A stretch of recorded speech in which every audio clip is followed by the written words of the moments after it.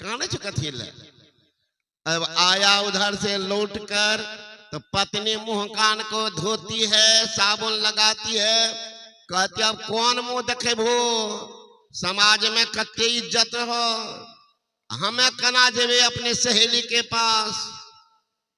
कहते की भले इतना जूता लागल की भले। हाँ दो चार को दंड लड़का रहे और जूता चप्पल चल के आखिर देखल हो समाजे न रहे कत्ते हमरा इज्जत दल के। समाज का इज्जत दलका का तब की इज्जत दलका नहीं देखल हो। सब कोई पैदल चले थे, हमरा घोड़ा पर बैठे न रहे। उस पतित को क्या कहिए, पतित को अपने पतन का पता नहीं चलता जब तक पतित पतन में मिल नहीं जाता। अभी देख लीजिए ना कौन चीज से बनता है सारा। अभी जितना वृक्ष है देखिएगा, बसंत ऋतु जब आया तो पत्ता दान कर दिया, सारा वृक्ष दान किया। एक वृक्ष मुंह देखते रह गया, अच्छा करबे ना तब तक बसंत ऋतु मांगने वाला गया, इस अभागा का पत्ता टूटा। कौन? महुआ। तो जितना दान किया था सब में तो नया पल्लव लगा, एकदम नया परिधान पहन सारे वृक्ष बच्चे दिया न फल लगा इज्जत के साथ। एक ही वृक्ष ना निर्लज है, पतित है, उसमें एक भी पाप नहीं, नंगे होकर के फल देते। कौन? महुआ। और उसी महुआ से बनता है सारा। जो इतना निर्लज पतित है उसका रस पीने वाला कितना पतित होगा।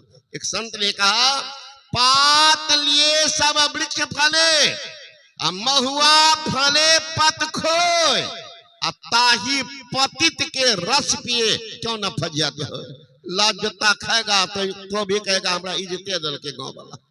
गधा उसको सूझता है घोड़ा, निर्लज को है ना।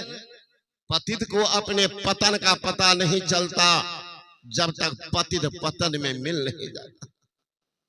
अवसर तो दिया भगवान, लाभ नहीं। अरे मानव का शरीर मिला ये बर्भाग्य है, सत्संग नहीं मिला आपके जीवन के लिए अभाग्य। सत्संग मिल जाए तो मानव शरीर मिला बर्भाग्य है, सत्संग मिल गया अहो भाग्य है। सत्संग सुनकर अगर दीक्षा ले लिया तब तो सौभाग्य है, दीक्षा नहीं लिया तुम्हारे जीवन के लिए दुर्भाग्य है। भाग तो फूट गया। गुरु महाराज जी कहते हैं गंगा जमुना जुगधार मदई सरस्वती बही, फुटल मनुष्यवा के भाग गुरुगम नहीं लही। भाग तो फूट गया। गरीबदास जी महाराज कहते कर ली हो सौदारे सखिया, पसरल छले रे हटिया, फिर ना मिला तो ऐसा दाव उसर जेतोगे हटिया। दाया बाया गंगा जमुना बीच बहे सुख मना, फुटल मनुष्यवा के भाग नहीं करे छे पुछरिया। भरमी 84 जोनी मनुष्य के तन पाई, अब की बेरिया जेबे के हार नित सहबे विपतिया। तैयार रहिएगा। एक निगुरा की दुर्गति। अभी तो बाबा जी समझा रहे, चिल्ला चिल्ला के कह रहे, कल है तो कहेंगे।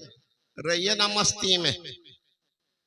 और जिस घर की औरत महाराज दीक्षित नहीं होगी, मिलाइएगा, लिख करके रखिएगा, हमको सुनाइएगा कि हमारा पति कम बेचे, हम बम बम का कर दोनों शाम पराठा भुजिया हलवे खाए। कभी नहीं होगा। पति कितना हो कमा के ला दे, औरत होती लक्ष्मी, लक्ष्मी अशुद्ध है, सब दिन दरिद्री का निवास रहेगा।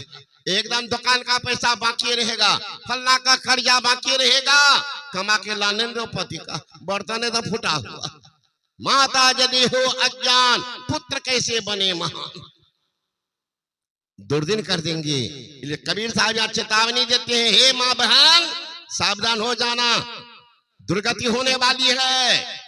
कबीर साहब ने कहा, हे बाबू साहब, अगर पत्नी है, नतनी है, बेटी है, बहू है, लेकिन दीक्षित नहीं है, भोजन मत करना, उनके हाथ का बना हुआ।